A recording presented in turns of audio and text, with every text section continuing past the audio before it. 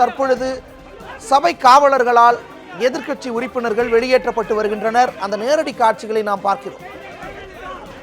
எதிர்க்கட்சி தலைவர் மு க ஸ்டாலின், துணைத் தலைவர் துரைமுருகன் உள்ளிட்ட கட்சியின் முக்கிய தலைவர்கள் உள்ளிட்ட அனைத்து எம்எல்ஏக்களும் தற்பொழுது சபையிலிருந்து வெளியேற்றப்படுகின்றனர்.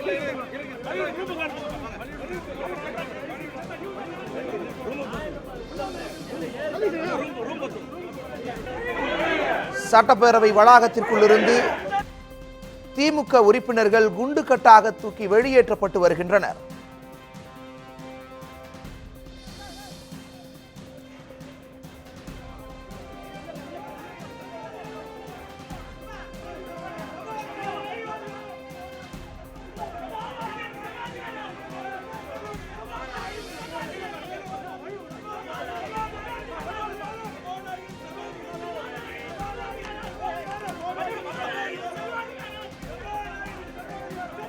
சட்டப்பேரவை வளாகத்திற்குள்ளிருந்து தற்பொழுது திமுக உறுப்பினர்கள் வெளியேற்றப்பட்டு வருகின்றனர். சட்டப்பேரவையில் நிகழ்ந்த நிகழ்வுகளை நேரடியாக பார்த்த நம்முடைய செய்தியாளர் தேவா இணைப்பில் இருக்கிறார். தேவா, சட்டப்பேரவைக்குள் நிகழ்ந்த நிகழ்வுகள் என்னென்ன? திமுகவினர் எந்த அடிப்படையில் அமளியில் ஈடுபட்டனர்? எவ்வளவு நேரம் ஈடுபட்டனர்? இதனை எடுத்து எடுக்கப்பட்ட நடவடிக்கைகள் என்ன தேவா?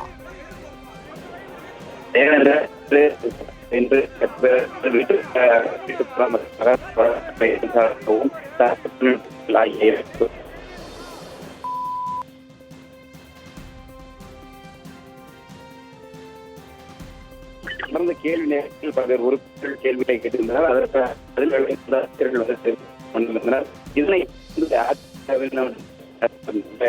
அமைச்சர்கள்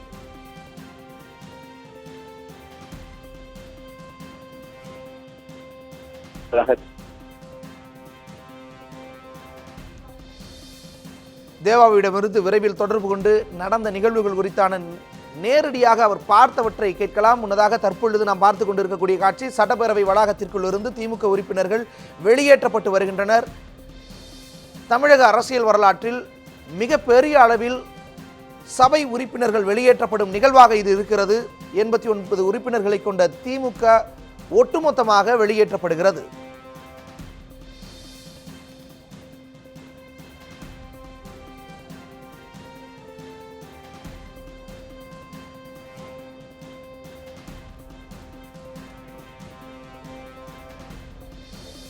நம்மிடையே நமது செய்தியாளர் லாவண்யா இருக்கிறார். அவரிடம் சட்டப்பேரவை நிகழ்வுகளை கேட்கலாம். லாவண்யா, சட்டப்பேரவையில் எதிர்க்கட்சியினர் அமளியில் ஈடுபடுவது வழக்கமான ஒன்றாக இருந்தாலும் இன்று 89 உறுப்பினர்களை கொண்ட திமுகவினர் வெளியேற்றப்படுகின்றனர். இதன் பின்னணியில் ஏதேனும் காரணங்கள் இருக்கிறதா லாவண்யா? விஷயங்கள், அதாவது மக்களுடைய பிரச்சனைகளை பேசுவதற்கான அவர்கள் அனுமதி கேட்டிருக்கிறார்கள். இதே போன்று திமுகவினர் பலமுறை வெளிநடப்பு செய்திருக்கிறார்கள். ஆனால் முதல் முறையாக மிகுந்த பரபரப்பை ஏற்படுத்தியிருக்கிறது. நம்முடைய தற்பொழுது காங்கிரஸ் சட்டமன்ற உறுப்பினர் பிரின்ஸ் இருக்கிறார். அவரிடம் இது தொடர்பாக இது போன்று நிகழ்வுகள் சட்டப்பேரவையில் நடந்திருக்கிறது. ஒட்டுமொத்தமாக எதிர்க்கட்சியினர் வெளியேற்றப்பட்டிருக்கிறார்கள். இதை பற்றி உங்களுடைய கருத்துக்களை பதிவு செய்திருக்கிறார். வேண்டுமென்று இந்த ஆளுகின்ற கட்சி ஆதரவிலே சபாநாயகருடைய செயல்பாடு இருக்கிறது. மனப்பூர்வமாக எந்தவித பிரச்சனையும் இல்லாமல், அப்படிப்பட்ட ஒரு பெரிய பிரச்சனை இல்லாமல் வேண்டுமென்றே அவர்களை அவையிலிருந்து தள்ளிவிட வேண்டும் என்பதற்காக தான் அதிகாரம் செய்திருக்கிறார் சபாநாயகர். பேசக்கூடாது என்பதை தான் அவர்கள் மனப்பூர்வமாக நினைத்திருக்கிறார்.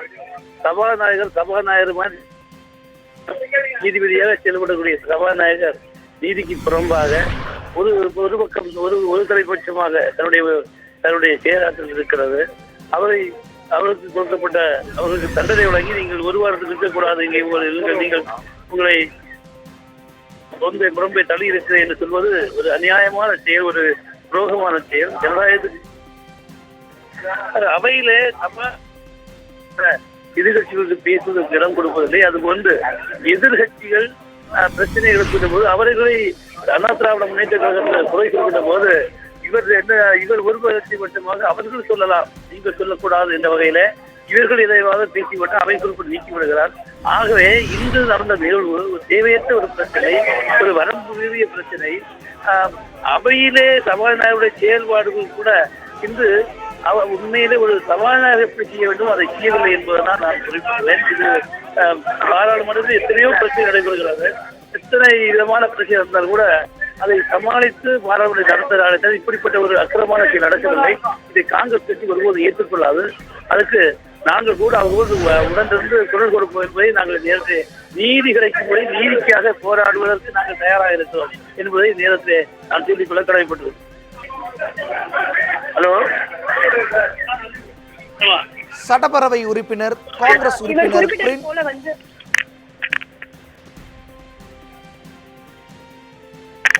காங்கிரஸ் சட்டப்பேரவை உறுப்பினர் பிரின்ஸ் தற்பொழுது நம்மிடையே தொடர்பில் இணைந்து இந்த விஷயம் குறித்து பேசியிருந்தார். இது நீதி ஆகாது, சட்டப்பேரவையின் மாண்பை சீர்குலைக்கும் செயல் என்று தனது கண்டனத்தை பதிவு செய்திருந்தார். மேலும் திமுகவோடு இந்த நேரத்தில் இணைந்து நீதிக்காக தொடர்ந்து குரல் கொடுப்போம் என்றும் சட்டப்பேரவை உறுப்பினர் பிரின்ஸ் தெரிவித்திருந்தார். காங்கிரஸ் கட்சி நிச்சயம் உடனிருக்கும் என்ற தகவலையும் அவர் பதிவு செய்திருந்தார்.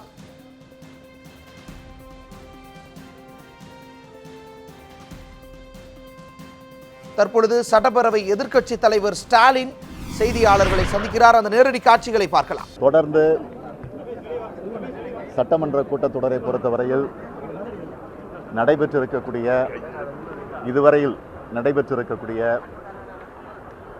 கவர்னர் உரையாக இருந்தாலும், நிதிநிலை அறிக்கை மீது நடைபெறக்கூடிய விவாதங்களாக இருந்தாலும், அதைத் தொடர்ந்து மானிய கோரிக்கை மீது நடைபெற்றிருக்கக்கூடிய விவாதங்களாக இருந்தாலும், அவற்றில் முழுமையாக நாங்கள் பங்கேற்று எங்களுடைய உறுப்பினர்கள் முறையாக பேசி எங்களுடைய கருத்துக்களை நாங்கள் எடுத்து வைத்திருக்கிறோம். விவாதங்களில் முழுமையாக பங்கேற்றிருக்கிறோம்.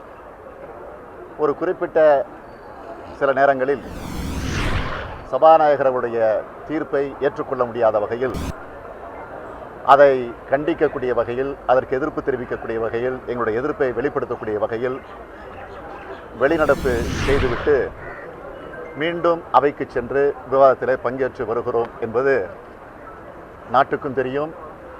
அதேபோல ஊடகத்துறையில் இருக்கக்கூடிய உங்களுக்கும் நன்றாக புரியும். அது மட்டுமல்ல, நிதியமைச்சருடைய பதிலுரை, ஒரு சில அமைச்சருடைய பதிலுரையை புறக்கணிக்க வேண்டிய சூழ்நிலையில் புறக்கணித்தும் இருக்கிறோம். ஆனால் அவையில் நாங்கள் ஆற்ற வேண்டிய பணிகளை முழுமையாக தொடர்ந்து இந்த நிமிடம் வரையில் நாங்கள் செய்திருக்கிறோம் என்பது எங்களுடைய மனசாட்சிக்கு நன்றாக தெரியும். அது உங்களுக்கு நன்றாக புரியும். தொடர்ந்து ஒவ்வொரு நாளும் அவையில் ஆளுங்கட்சியை சார்ந்திருக்கக்கூடிய சட்டமன்ற உறுப்பினர்களும், அதையும் தாண்டி அமைச்சர் பெருமக்களும் வேண்டுமென்றே திட்டமிட்டு எங்களை எப்படியாவது அவையிலிருந்து வெளியேற்றிட வேண்டும் என்று திட்டமிட்டு அவைக்கு ஒவ்வாத, அவைகளை பேசக்கூடாத, எதை பேசினால் எங்களுக்கு ஆத்திரம் வரும், கோபம் வரும் என்பதை அறிந்து புரிந்து அந்த வகையில் அவ்வப்போது சில வார்த்தைகளை சொல்லுகிற போது அதற்கு நாங்கள் தொடர்ந்து எதிர்ப்பு தெரிவித்திருக்கிறோம். சில நேரங்களில் அந்த வார்த்தைகள் திரும்பவும் பெறப்படக்கூடிய ஒரு சூழ்நிலையும் உருவாகி இருக்கிறது. அதை நாங்கள் மறக்கவில்லை. நேற்றைய தினம் கூட திட்டமிட்டு நம்முடைய சபாநாயகர் அவர்கள் ஏதோ திராவிட முன்னேற்றக் கழகம் வெளியிலே செல்ல வேண்டும், வெளிநடப்பு செய்ய வேண்டும், சபையிலே கலவரத்தை ஏற்படுத்த வேண்டும் என்று திட்டமிட்டு வந்து கொண்டிருப்பதாக தொடர்ந்து ஒவ்வொரு நாளும் அவர் பதிவு செய்து கொண்டிருக்கிறார். எனவே இதை நாங்கள் ஏற்க முடியாத வகையிலே தான் நேற்றைய தினம் நான் தெளிவாகவே எடுத்து சொன்னேன். 6 மணி அல்ல, 7 மணி அல்ல, விடிய விடிய இந்த அவை நடைபெற்றாலும் நாங்கள் முழுமையாக கலந்து கொள்ள வேண்டும் என்ற அடிப்படையில் தான் வந்திருக்கிறோம். மதியம் கூட 3 மணி 4 மணி வரையில் கூட மதிய உணவு சாப்பிட முடியாத நிலையில் அவையிலே நாங்கள் உட்கார்ந்திருக்கிறோம். ஆகவே எங்களை பொறுத்தவரையில் எதிரி கட்சியாக அல்ல, எதிர்கட்சியாக இருந்து செயலாற்றுவோம். சில நேரங்களில் நீங்கள் தரக்கூடிய தீர்ப்பின் அடிப்படையில் எங்களுடைய உறுப்பினர்கள் கொஞ்சம் கோபத்தோடு அல்லது வேகத்தோடு அல்லது தெரிந்தோ தெரியாமலோ சில வார்த்தைகளை சொல்ல வேண்டிய, அதுவும் மைக்கில் கூட அல்ல, ஏதோ வார்த்தையை சொல்லுகிற நேரத்தில் அதற்கு கூட சபாநாயகர் வேதனைப்பட்டால் அதற்காக நான் வெட்கப்படுகிறேன், வேதனைப்படுகிறேன், இன்னும் கூட சொல்லுகிறேன், மன்னிப்பு கூட கேட்க நான் தயாராக இருக்கிறேன் என்று நேற்றுக்கு நான் அவைகளை பேசி அவைகளெல்லாம் கூட இன்றைக்கு பத்திரிகையிலே செய்திகளாக வந்திருக்கிறது. ஆக இந்த நிலையில் நாங்கள் எங்கள் கடமையை ஆற்றிக் கொண்டிருக்கிறோம். ஆனால் இன்று நடந்திருப்பது ரொம்ப வேதனைக்குரிய ஒன்றாக இருக்கிறது. அதிமுகவை சார்ந்த சட்டமன்ற உறுப்பினர் அவர் பேசுகிற போது நமக்கு நாமே என்று சொல்லிக்கொண்டு சில ஊராக அலைந்தார்கள் என்று ஒருமையில் அவர் பேசிய போது அப்பொழுது நானும் கூக்குரலிட்டு என்று கேவலப்படுத்தி பேசுகிற போது அப்பொழுது நானும் இல்லை, துணைத் தலைவரும் அவையில் இல்லை. அப்பொழுது எங்களுடைய உறுப்பினர்கள் அதற்கு எதிர்ப்பு தெரிவித்திருக்கிறார்கள். ஆக இந்த சத்தம் கேட்டதற்கு பிறகு எங்களுடைய துணைத் தலைவர் உள்ளே சென்று இதேபோல தொடர்ந்து ஒவ்வொரு முறை நடந்து கொண்டிருக்கிறது, இது தேவையற்றது. ஆகவே சபாநாயகர் அவர்களே, அதை நீங்களே முடிவு செஞ்சு அந்த அதிமுக உறுப்பினர் சொன்ன வார்த்தையை நீக்கிவிட்டால் அமைதியாக இருக்கும் என்று ஒரு மூத்த உறுப்பினர் என்ற அந்த நிலையிலே ரொம்ப பணிவோடு நம்முடைய துணைத் தலைவர் அவர்கள் மிகுந்த பெருந்தன்மையோடு சபாநாயகரிடத்தில் கேட்டார்கள். திட்டவட்டமாக சபாநாயகர் அதற்கு மறுப்பு தெரிவித்து விட்டார். இந்த நிலையில தான் நான் உள்ளே சென்றேன். விவரத்தை அறிந்து கொண்டு அதற்கு பிறகு நானே எழுந்து எங்களுடைய துணைத் தலைவர் கேட்டது கூட சபாநாயகர் மறுத்திருக்கிறார். நீங்கள் அதை வார்த்தையை எடுக்க மாட்டேன் என்று சொல்லிவிட்டீர்கள், பரவாயில்லை. நமக்கு நாமே பயணம் நடத்தியதில் எனக்கு பெருமை. அது இந்த அவையிலே பரவலாக பேசப்படுவது எனக்கு உள்ளபடியே சிறப்பு. அது மட்டும் இல்லை, இந்த நமக்கு நாமே பயணத்தை பற்றி கூட மாண்புமிகு முதலமைச்சர் அம்மையார் ஜெயலலிதா அவர்கள் தன்னுடைய அதிமுகவுடைய பொதுக்குழுவிலே கூட ஒரு கதை சொல்லி இதை பற்றி பேசியிருக்கிறார். ஆக அவருடைய மனதிலே கூட ஆழமாக இது பதிந்திருக்கிறது. ஆகவே இதனுடைய எனக்கு மகிழ்ச்சி தான். எனவே எங்களுடைய சட்டமன்ற உறுப்பினர்களை, எங்களுடைய மாண்புமிகு உறுப்பினர்களை நான் கேட்டுக்கொள்ள விரும்புவது, அதை பற்றி பேசினால் எதுவும் பிரச்சனை பண்ண வேண்டாம், அமைதியாக இருங்கள் என்று நான் சொல்லி அது முடிந்து விட்டது. அதற்கு பிறகு சபை நடவடிக்கை தொடங்கியாச்சு. தொடங்கியதற்கு பிறகு சபாநாயகரிடத்தில் நிதியமைச்சரோ அல்லது சட்டப்பேரவையினுடைய செயலாளரோ போய் சொல்லி, நான் பேசிய நேரத்தில் முதலமைச்சர் பொதுக்குழுவில் பேசியது என்று சொன்னதை நீக்கிறார். நான் உடனே எழுந்து கேட்டேன், நீக்குங்க, வேண்டாம் என்று சொல்லவில்லை, அது உங்களுக்கு இருக்கக்கூடிய உரிமை. ஆனால் அதே நேரத்தில் அதிமுகவுடைய உறுப்பினர் நமக்கு நாமே என்று சொன்னதை அதை நீக்குங்கள், அதை நீக்கினால் இதை நீக்குங்கள், இல்லை என்று சொன்னால் அதுவும் இருக்கட்டும் இதுவும் இருக்கட்டும் என்று சொன்னேன். ஏற்றுக்கொள்ளவில்லை. அதற்கு பிறகு திடீரென்று எவ்வளவோ இதைவிட மோசமான நிலைகள் எல்லாம் கூட நடந்திருக்கிறது. நாங்கள் எழுந்து இருந்த இடத்திலே இருந்து குரல் எழுப்பி கொண்டிருக்கிறோம். திடீரென்று சபாநாயகர் உத்தரவு போடுகிறார். அத்தனை பேரையும் இங்கிருந்து காவலர்களை உத்தரவிட்டு அத்தனை பேரையும் இங்கிருந்து வெளியிலே கொண்டு போடுங்கள் என்று உத்தரவிடுகிறார்கள். அதற்கு பிறகு எங்களை முட்டுக்கட்டாக காவலர்கள் தூக்கி கொண்டு வந்து வெளியிலே போட்ட அந்த காட்சிகள் எல்லாம் நீங்களும் பார்த்தீர்கள். நீங்களும் அதை உங்களுடைய தொலைக்காட்சிகளை படம் எடுத்திருக்கிறீர்கள். அதை நீங்கள் தொலைக்காட்சிகளை தயவுகூர்ந்து அதை பெரிதாக நல்ல நிலையில் போட்டு மக்களிடத்தில் இந்த ஆட்சியினுடைய அலங்கோலத்தை, ஆட்சியினுடைய அக்கிரமத்தை, நம்முடைய சபாநாயகருடைய சர்வாதிகார இந்த தன்மையை மக்களிடத்தில் எடுத்துச் சொல்ல வேண்டும் என்று என்னுடைய பணிவான வேண்டுகோளை நான் உங்கள் மூலமாக எடுத்து வைக்க கடமைப்பட்டிருக்கிறேன். வெளியிலே வந்ததற்கு பிறகு அந்த செய்தியை கேள்விப்பட்டோம். இதிலிருந்து ஒரு உண்மை தெரிகிறது. முதலமைச்சர் இன்றைக்கு அவைக்கு வந்தார். அவைக்கு மன்னிக்கணும், கோட்டைக்கு வந்திருக்கிறார். கோட்டைக்கு வந்தவர் அவைக்கு வரல. ஆக கோட்டையிலே தன்னுடைய அறையிலே உட்கார்ந்து கொண்டு இதுக்கு ஒரு திட்டம் தீட்டப்பட்டிருக்கிறது. ஒரு வார காலம் சஸ்பெண்ட். 22ஆம் தேதி காவல்துறையுடைய மானிய கோரிக்கை. ஆக காவல்துறையுடைய மானிய கோரிக்கையிலே நாங்கள் பங்கேற்கக்கூடாது என்ற நிலையிலே தான் முதலமைச்சர், சபாநாயகர், இங்கே இருக்கக்கூடிய அவை முன்னவர் எல்லோரும் கூட்டு சதியாக சேர்ந்து இந்த செயலை செய்திருக்கிறார் என்று தான் நாங்கள் எண்ணுகிறோம்.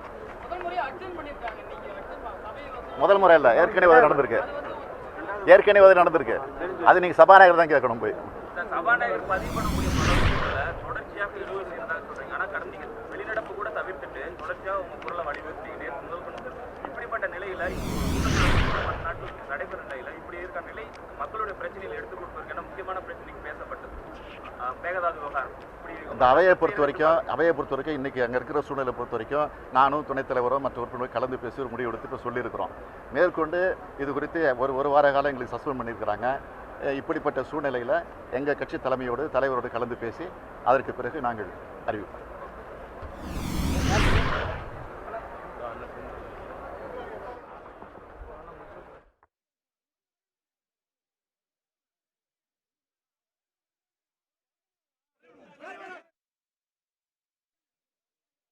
தற்பொழுது தமிழக வாழ்வுரிமை கட்சி தலைவர் வேல்முருகன் நம்மிடையே தொடர்பில் இருக்கிறார். வணக்கம் ஐயா.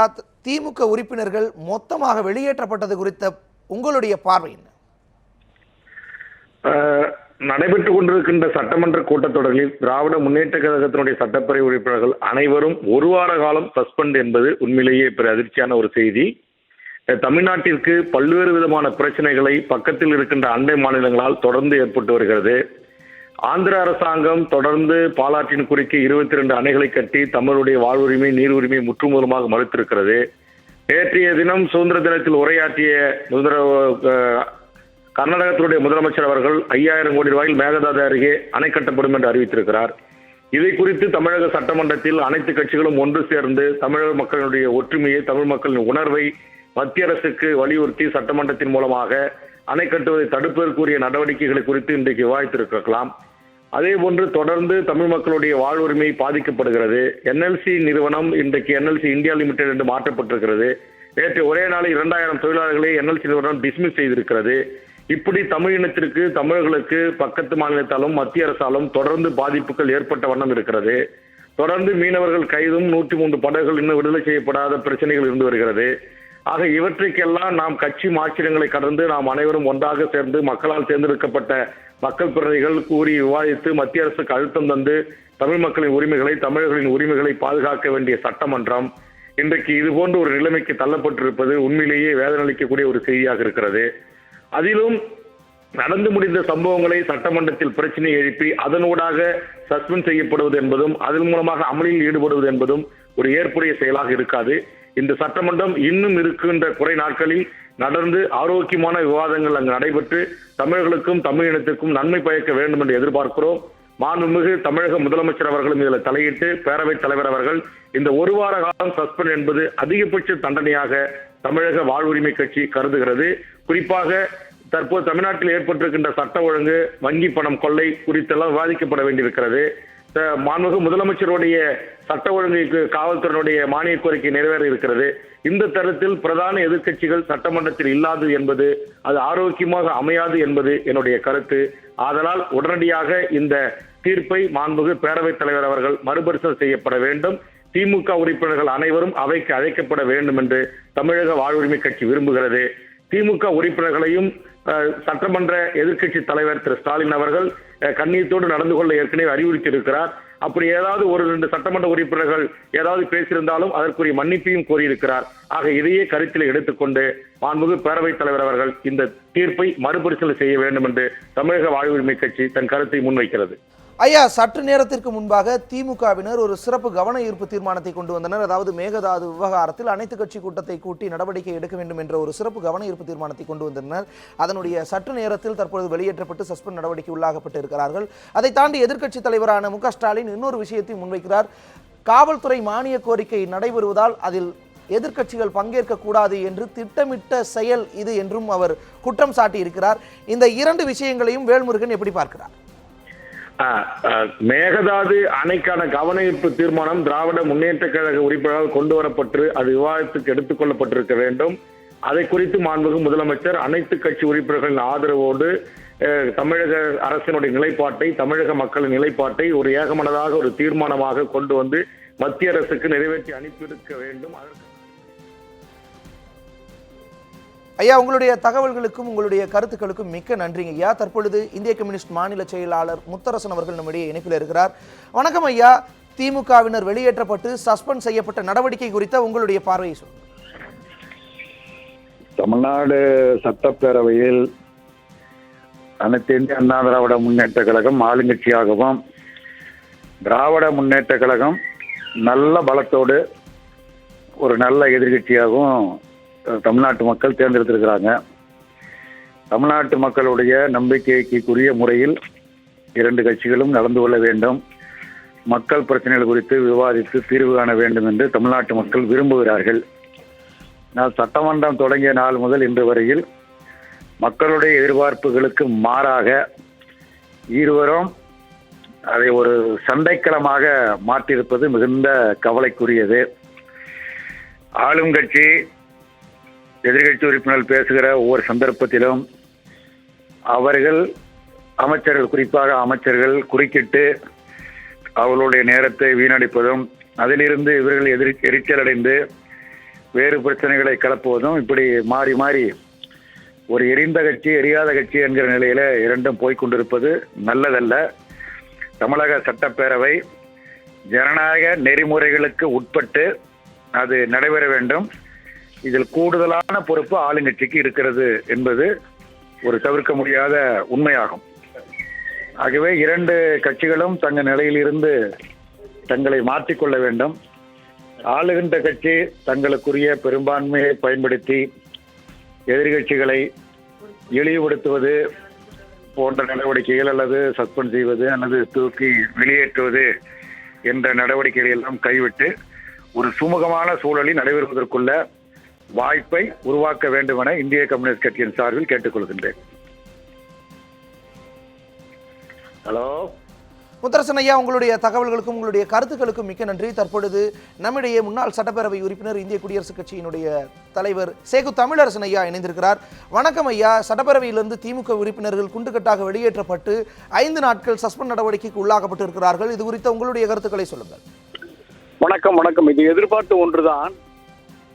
ஏனென்றால் இந்த சட்டமன்ற கூட்டத்தொடர் தொடங்கிய காலத்திலிருந்தே திராவிட முன்னேற்ற கழகம் ஒரு எதிர்க்கட்சி என்கிற பொறுப்புணர்ச்சியோடு மக்கள் பிரச்சனைகளை பேசுவதற்கான ஒரு களமாக சட்டமன்றத்தை அவர்கள் பயன்படுத்திக் கொள்ளவில்லை.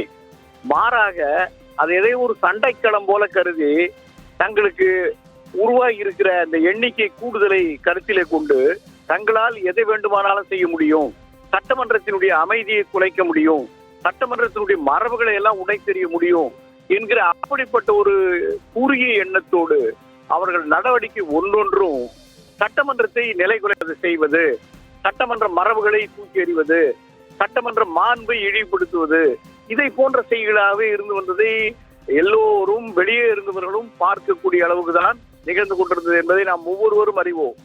ஆகவே சட்டமன்றத்திலே மக்கள் பிரச்சனைகளை பேசுவதற்கு, அதுவும் குறிப்பாக இந்த நிதிநிலை அறிக்கையை நிறைவேற்றுவதற்கு தாமதமாக நிறைவேற்றப்படுகிற சூழ்நிலை தேர்தல் காலம் என்பதனால அது எப்போதோ ஏப்ரல் மேல நிறைவேறிக்க வேண்டிய பணிகள் இப்போது 6 மாதத்துமாக அந்த பணிகள் எல்லாம் முடக்கி வைக்கப்பட்டிருக்கிறது. அதற்கு நிதி தேவை. ஆக ஒவ்வொரு துறையினுடைய நிதிநிலை அறிக்கை விவாதம், மானிய கோரிக்கை என்று நிகழ்ந்து கொண்டிருக்கிற இந்த கட்டத்தில இப்படிப்பட்ட முட்டுக்கட்டைகளை திமுக போடுகிற போது சபையை முறையாக மரபு ரீதியாக தொடர்ந்து நடத்துவதற்கு பேரவைத் தலைவர் இந்த நடவடிக்கை எடுப்பதை தவிர அவருக்கு வேறு வழி கிடையாது. இதை செய்ய வேண்டும் என்றுதான் திமுகவும் எதிர்பார்க்கிறது. நேற்று திமுகவினுடைய எதிர்கட்சி தலைவராக இருக்கிற மாண்புமிகு ஸ்டாலின் அவர்களே, நான் வெட்கப்படுகிறேன், வேதனைப்படுகிறேன் என்ற வார்த்தைகளை எல்லாம் சட்டமன்றத்திலே அவரே எதிரொலித்ததை இன்றைக்கு செய்தித்தாள்களிலே பார்த்திருக்கலாம். ஆகவே அப்படி அவரே அதை சகிக்க முடியாத நிலையில் இருக்கிற போது மற்றவர்கள் எல்லாம் இதை ஏற்றுக்கொள்ள வேண்டும் என்று எதிர்பார்ப்பது எப்படி நியாயம்? ஆகவே பேரவைத் தலைவர் தன்னுடைய அதிகாரத்தை பயன்படுத்தி இந்த நடவடிக்கையை மேற்கொள்வதை தவிர வேறு வழி இல்லை. 100கணக்கான முறை பேரவைத் தலைவர் எதிர்கட்சி தலைவரிடம் வேண்டுகோள் வைத்திருக்கிறார். அவை நடத்துவதற்கு ஒத்துழையுங்கள், மரபுகளை பின்பற்றுங்கள், சட்ட விதிகளை பின்பற்றுங்கள், உங்களுக்கு வாய்ப்பளிக்கிறேன் என்று மணிக்கணக்கிலே வாய்ப்பும் அளிக்கிறார். ஆனால் குழப்பம் ஏற்படுத்த வேண்டும் என்ற திமுக அந்த முடிவோடு செயல்படுகிற போது பேரவைத் தலைவருக்கு வேறு வழி இல்லை என்பதுதான் இதிலே நாம் தெரிந்து கொள்கிற உண்மை. சற்று நேரத்திற்கு முன்பாக, அதாவது ஸ்டாலின் வெளியேற்றப்பட்ட பிறகு செய்தியாளர்களை சந்தித்த போது ஒரு விஷயத்தை குறிப்பிட்டிருந்தார். முதல்வரின் மானிய கோரிக்கையான காவல்துறை மானிய கோரிக்கை இன்னும் சற்று நாட்களில் நடக்க இருக்கின்ற நிலையில் திட்டமிட்டே எங்களை வெளியேற்றி இருக்கிறார்கள் என்று ஒரு விஷயத்தை குறிப்பிட்டிருக்கிறார். இது குறித்த உங்களுடைய கருத்துக்கள் என்ன? அதாவது அப்படி ஒரு காரணம் கற்பிப்பது என்பதே ஒரு நல்ல மரபு கிடையாது. எப்படி காரணம் கற்பிக்க முடியும்? அமைதியாக இருந்த சட்டமன்றத்தினுடைய மரபுகளுக்கும் விதிகளுக்கும் ஏற்ப செயல்பட்ட உறுப்பினர்களையா பேரவைத் தலைவர் எதேச்சதிகாரமாக நீக்கிற சூழ்நிலைக்கு வந்திருக்கிறார்? கிடையாது.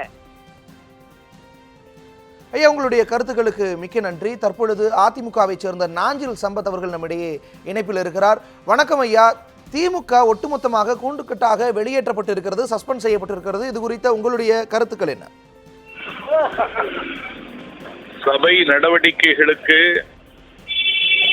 அவர்கள் எந்த நாளும் ஒத்துழைக்கவில்லை.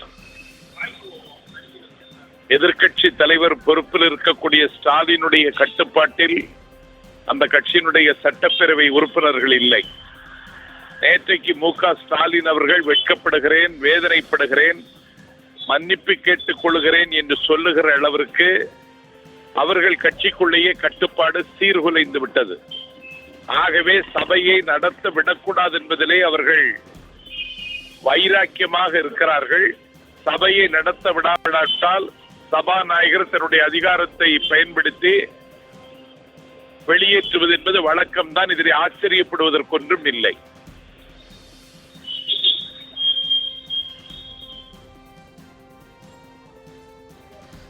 நாஞ்சில் சம்பத்தையா, உங்களுடைய தகவல்களுக்கு நன்றி. தற்பொழுது காங்கிரஸ் சட்டமன்ற உறுப்பினர், விளவங்கோடு தொகுதி சட்டமன்ற உறுப்பினர் விஜயதரணி நம்முடைய இணைப்பில் இருக்கிறார்.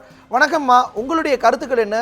சட்டப்பேரவையிலிருந்து ஒட்டுமொத்தமாக திமுக உறுப்பினர்கள் வெளியேற்றப்பட்டு தற்பொழுது சஸ்பெண்ட் நடவடிக்கைக்கு உள்ளாக்கப்பட்டிருக்கிறார்கள். இது குறித்த உங்களுடைய கருத்துக்களை பதிவு செய்யுங்கள். அதாவது தொடர்ந்து ஆளும் தரப்புல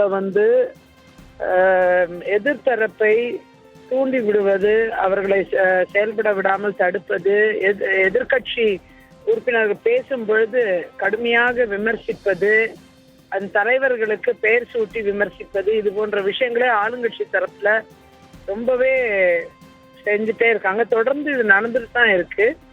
ஆகையால எதிர்கட்சி தரப்புல அவங்க தங்களுடைய உரிமைகளுக்காக போராட வேண்டிய கட்டாயத்துல இருக்கு. சட்டமன்றத்துக்குள்ள நேரில் இருந்தா என்ன உண்மை நடக்குது அப்படிங்கிறது மக்களுக்கும் தெரியும். அதை லைவ் டெலிகாஸ்ட் பண்றதுக்கு இந்த அரசாங்கம் ஏற்றுக்கொள்ள மாட்டேங்குது, சட்டப்பேரவை தலைவரும் ஏற்றுக்கொள்ளல. ஆகையால அவங்க கொஞ்சம் கொஞ்சமா கொடுக்குற இந்த டிவி கிளிப்பிங்ஸ் என்ன கொடுக்குறாங்களோ அவங்களுக்கு சாதகமா இருக்கிறத எடுத்து கொடுக்குற மாதிரி அதை கட் பண்ணி எடிட் பண்ணி அதை தான் எல்லா ஊடகத்துக்கும் கொடுக்குறாங்க. அதனால உண்மை என்ன நடக்குது அப்படிங்கிறது மக்களுக்கு தெரியாம போயிருது. எதிர்கட்சி மக்கள் பிரச்சனையை பேசும் பொழுது அதை குறித்து மோசமா விமர்சனம் பண்றது ஆளுங்கட்சி தரப்புல. அதே நேரம் ஆளுங்கட்சி தரப்புல பேசும்போது எதிர்கட்சிகளை ரொம்ப வசைப்பாடி கிண்டல் பண்ணி தான் பேசுறாங்க. இதுதான் நடந்துகிட்டு இருக்கு. மக்கள் பிரச்சனைகள் ஆக்கப்பூர்வமாக விவாதிக்கிற ஒரு இடமா அது இல்லாம ஆயிட்டே போகக்கூடிய ஒரு சூழ்நிலை இருக்கு. ஆகையால் சட்டப்பேரவை இப்படிப்பட்ட பிரச்சனைகள் சுமூகமாக தீர்க்கப்பட்டு எதிர்கட்சியும் ஒரு பெரிய பலத்தோட இருக்குங்கிறத மறந்துடாம அது எதிர்கட்சியின் பலத்தை ஆக்கப்பூர்வமாக பயன்படுத்தி மக்களுக்கு ஏற்ற சட்டங்களை இயக்கக்கூடிய இடமா அதை அமைக்காம ஏதோ கொழாடி சண்டை மாதிரிதான் போடுறதுக்கு ஆளுங்கட்சி தயார் பண்ணிட்டே இருக்காங்க. முதலமைச்சரும் அதை ஊக்குவிச்சுட்டே இருக்காங்க.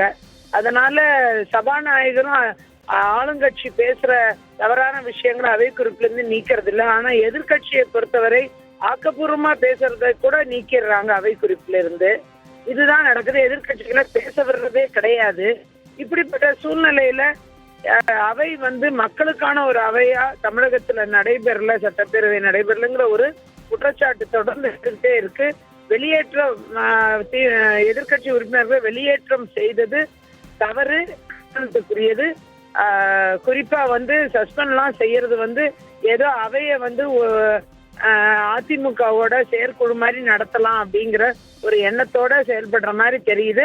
பாதிக்கு மேல ஈக்குவல் ஸ்ட்ரென்த்ல இருக்கிற எதிர்கட்சி வெளியேற்றப்படுறதுனால எந்த வகையிலையும் இந்த அவையில மக்கள் பிரச்சனைகள் நியாயமா தீர்க்கப்படுங்கிற நம்பிக்கையே இல்லாம போயிட்டு இருக்கு. அதுதான் உண்மை. காவல்துறை மானிய கோரிக்கையில நாங்கள் பங்கேற்பதை தடுக்கணும் அப்படின்னு திட்டமிட்டு இந்த வெளியேற்றம், இந்த சஸ்பெண்ட் நடவடிக்கை மேற்கொள்ளப்பட்டிருக்கு அப்படின்னு எதிர்க்கட்சி தலைவர் ஸ்டாலின் குற்றம் சாட்டியிருக்கிறார். விஜயதரணி இதை எப்படி பாக்குறாங்க? அதாவது அது உண்மைதான். ஏன்னா காவல்துறை மானிய கோரிக்கை 1ஆம் தேதி நடைபெறணும், செப்டம்பர் 1 ஒரிஜினலா. ஆனா அதை 22ஆம் தேதியே அட்வான்ஸ் பண்ணாங்க. அப்பயே சந்தேகமா இருந்தது, இது என்ன பண்ண போறாங்க அப்படிங்கிற ஒரு சந்தேகம் இருந்தது. மேக்சிமம் இருக்கிற எல்லா டிமாண்ட்லயும் நிறைய பிரச்சனைகள் ஏற்பே இவங்க 5 ஆண்டு காலம் ஆட்சியில இருந்ததுனால இவங்க நிறைய எதுவுமே செயல்படாம நிறைய குறைகள் நிறைய மக்கள் மத்தியில் இருந்துகிட்டு இருக்கிறத வெளிப்படுத்த எல்லா டிமாண்ட்லயும் எல்லா மானிய கோரிக்கையிலையும் அப்படிப்பட்ட விஷயங்கள் ஆளுங்கட்சிக்கு சங்கடம் தர விஷயங்கள் இருந்துகிட்டே இருக்கு. மக்கள் பிரச்சனையை பேசும்போது அவங்க இரிட்டேட் ஆகுற மாதிரி தான் இருக்கு. அப்படி மேக்சிமம் இருக்கிற டிமாண்டை எப்படி பேச விடாம எதிர்கட்சிகளை தடுக்கலாங்கிறது ஒரு நடைமுறையா சட்டப்பேரவையில பின்பற்றப்படுகிறது.